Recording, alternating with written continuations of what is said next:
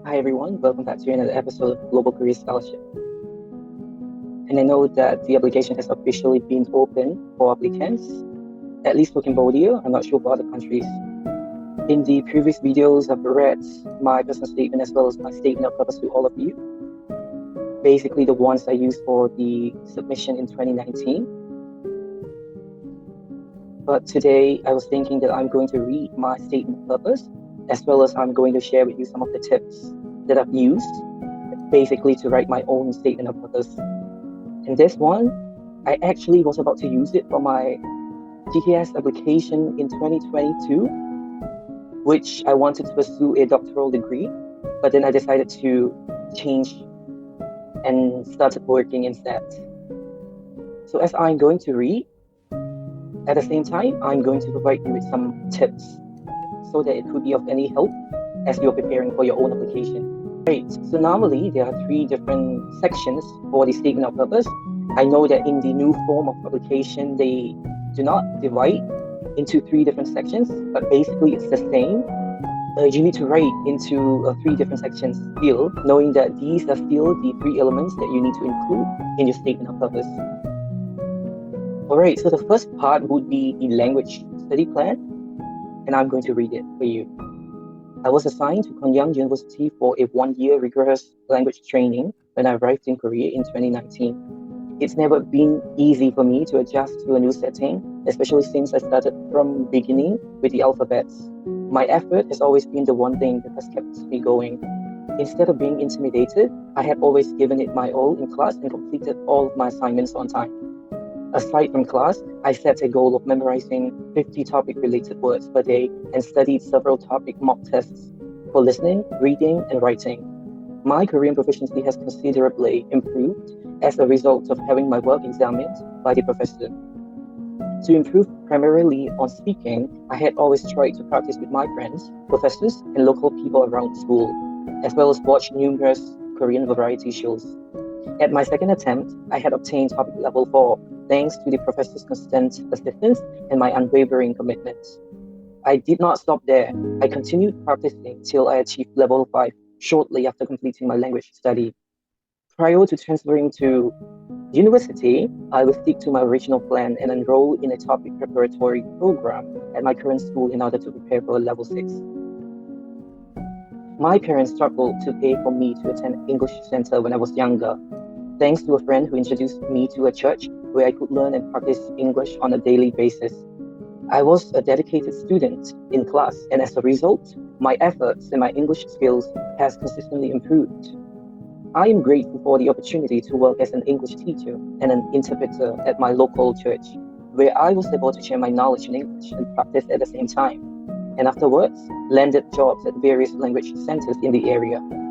Those experiences, I believe, will enable me to cope with lectures that are conducted entirely in English. Before I relocate to university, I'll spend some time read English language research publications on energy to improve my academic English skills, which will benefit me in the future in my future academic research. When I get in university, I'll enroll in scientific writing English classes to help me better comprehend and prepare for the international academic journal for which I'll be writing in the future. I'm also considering applying to be one of the international student ambassadors. I believe that by doing so, I'll have more opportunities to interact in both Korean and English, and my language skills will improve as a result. Before I graduate, I intend to prepare for the IELTS test by practicing the mock test and using online resources with the goal of achieving at least a band 7. Right, so some of the tips that you can get from this short writing is that you can divide your Korean and English language learning plan into two separate paragraphs. So for Korean, you can try to format it as before you started the program, and during the program, and after the program. What are your plans? What are your goals? What do you want to achieve? What would you like to do in order to successfully complete your program? And if you're not from a country where English is not your first language, you can also write about English language study plan, because the program that I was about to apply for was conducted entirely in English. So it's important for me to be fluent in English as well. So I would recommend you to be ambitious here. As you can see, to achieve topic level 6, it's not impossible, but make sure that you describe really in detail what you plan to do in order to achieve such high level. And the same goes with English. And really, it's important to do research about the program that you're applying for. So specifically, the program I was applying for provides lecture on scientific writing. So I really did some research about my school that I was applying for, and it's important for you to do the same. And another tip I would want to give you is that if you are coming to Korea for the first time, you would need a Korean buddy. Normally in Korean centers or Korean universities, you would have buddy program, which means you get to be friends with a local Korean, and then you get to exchange language. You get to teach them English or your own language, your mother tongue, and then they get to teach you Korean. So this is another way that you can include in your language study plan in order to improve, in order to ease your language study. Here comes the second part of the statement of purpose, and that is the study plan. I think it's one of the important elements for the statement of purpose. So it's important for you to really know how to write it and to really know how to structure the statement of purpose. And this is how I structured my statement of purpose. And I'm going to read it for you. Climate change has become a more significant global concern than it has ever been. The energy sector, according to the International Energy Agency, IEA, is the primary contributor to climate change. It accounts for more than 2/3 of global greenhouse gas emissions. In the age of urbanization, the GHG emitted by a large fossil energy-dependent industrial structure cannot be overlooked. As a result, reducing GHG emissions from fossil fuels is critical to reducing global warming and addressing associated social and economic issues. According to the United Nations Framework Convention on Climate Change, UNFCCC, the time has come to reduce or redirect fossil fuel subsidies to renewable energy sources. After working in solar energy field for a while, I've become passionate about the importance of renewable energy in addressing current environmental concerns. I'm now working my master's thesis on the Cambodian scenario of energy transition under the guidance of Dr., which includes the use of more renewable energy sources like solar, wind, biomass, geothermal, and nuclear, demand-side management, clean coal technology, and the implementation of a compound tax. The study's goal is to give estimates for the future energy demand and supply, as well as the cost-benefit analysis, greenhouse gas emission reduction findings, and the most effective policies for Cambodia's energy sector.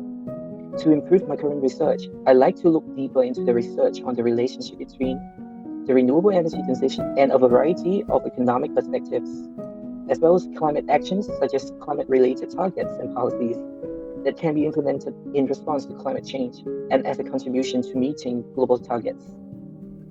After conducting an extensive study, I am particularly interested in Energy Modeling Lab, which focused on energy economics and climate change challenges.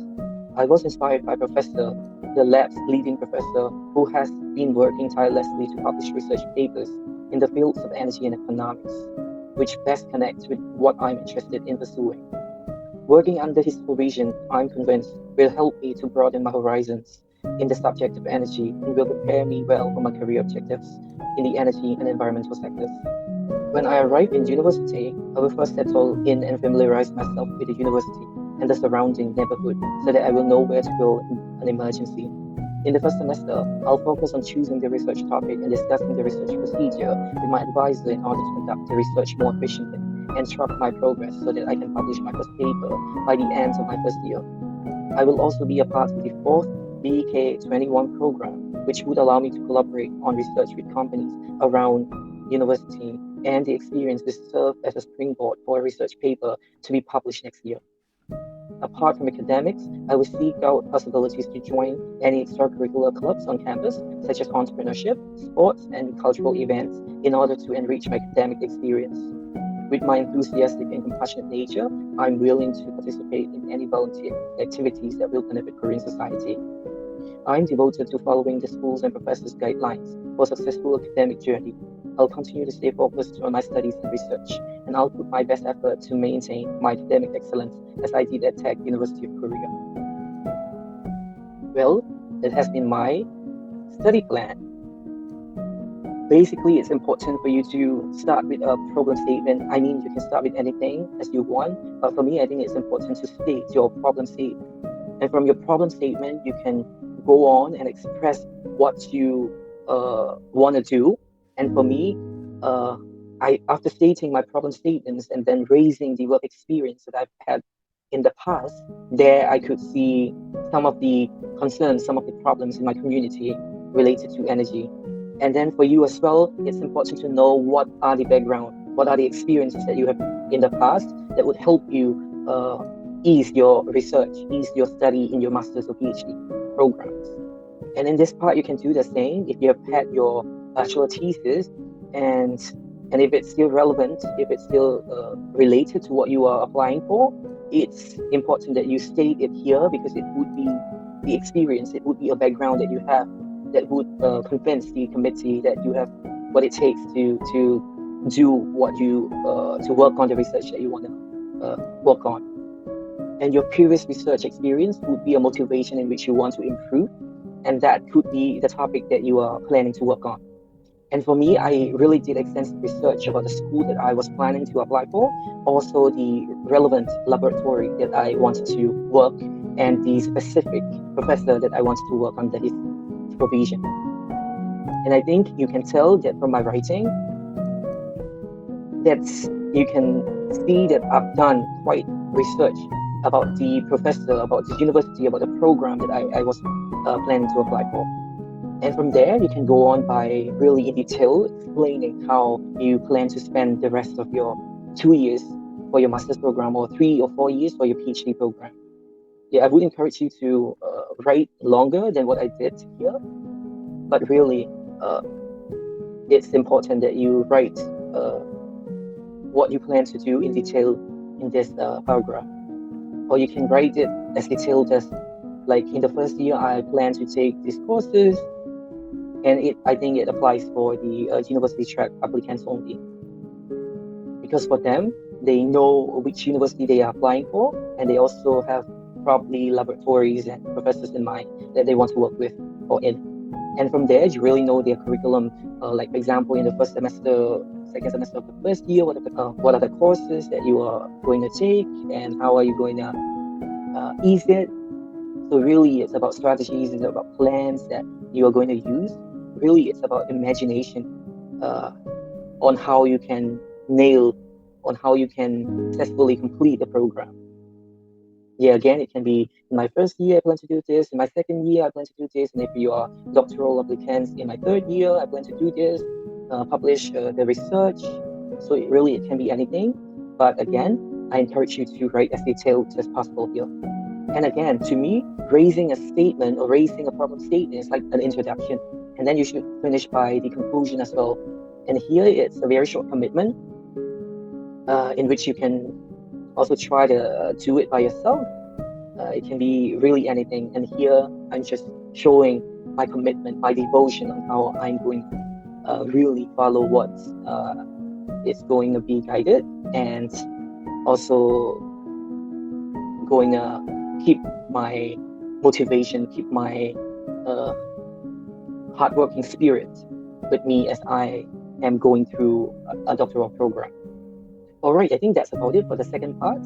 Tip, it's important to know the problem that you're trying to solve and to know what you have, your background, your experience that you have that would help you ease your master's studies or PhD studies, and go to research about the school that you're trying to apply for, and research very deep into their curriculum, into the clubs that they have, the laboratories and the professors, what they are doing, how their work have inspired you to want to really work with them, and really how it's going to help you to achieve your goals. All right, last but not least, it is the future plan. And I'm going to read it again for you.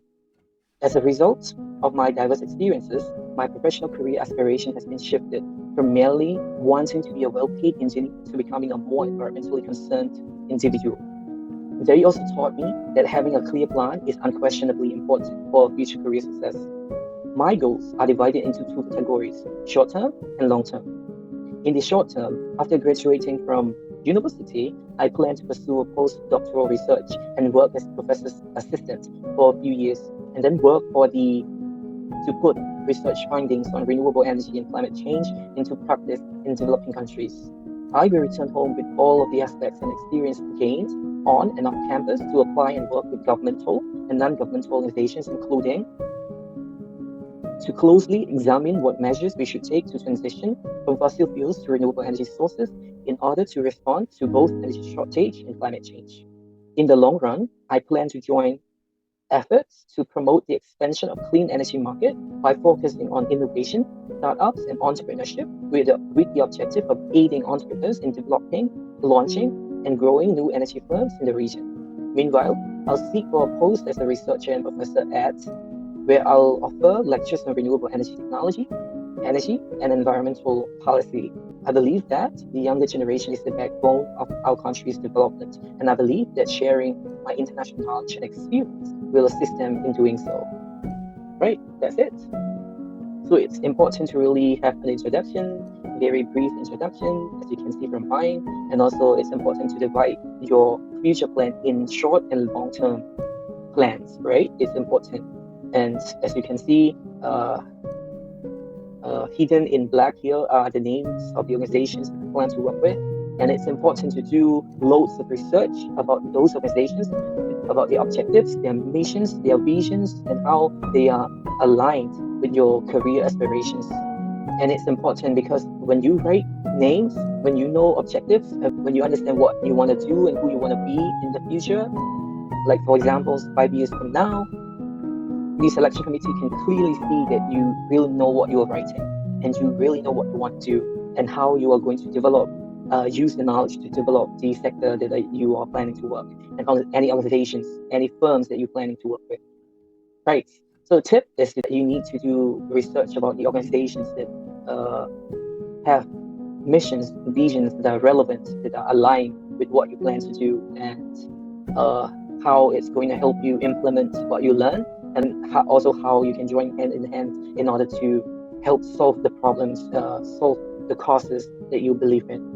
As I mentioned, that this statement of purpose was about to be used for my doctoral program in Korea because I was planning to also do another doctoral degree in Korea, but then at one point I decided to change because I thought it would be better that I started working after my master's degree and returned to my home country.